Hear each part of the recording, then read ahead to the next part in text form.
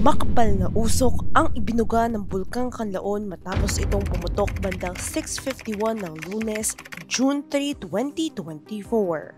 Ayon sa PHIVOLCS, nagbuga ito ng abo na may taas na 5 kilometro at tumagal ng 6 na minuto ang pagputok nito. Dahilan upang itaas sa Alert Level 2 o Increasing Unrest ang alarma ng bulkan.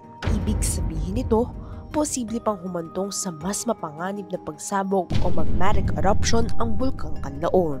Kaya naman inabisuhan ng ahensya ang mga residente sa apektadong lugar na manatiling alerto at iwasan ang 4-kilometer permanent danger zone. Pinalilikas naman ng lokal na pamahalaan ng Kanlaon ang mga residente mula sa 4 na barangay na high-risk areas.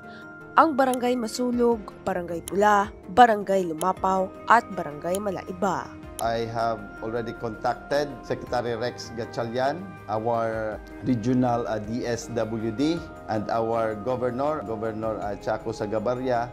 They are already also preparing if there is a need for us to evacuate all residents in that respective barangays. Ang gabi na payapa sanang lilipas, nasundan din ng katakot-takot na ashfall sa ilang lugar sa Negros Oriental at umabot na rin sa ilang karatig bayan sa Negros Occidental.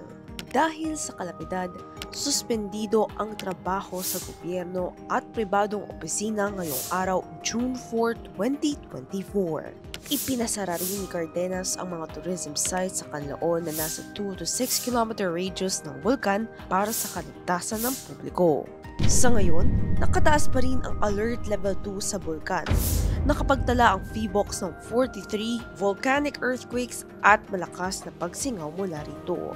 Pinagbabawalan pa rin ang mga residente na pumasok sa 4-kilometer radius permanent danger zone at magpalipad ng anumang sasakyang panghimpapawid malapit sa tuktok ng bulkan.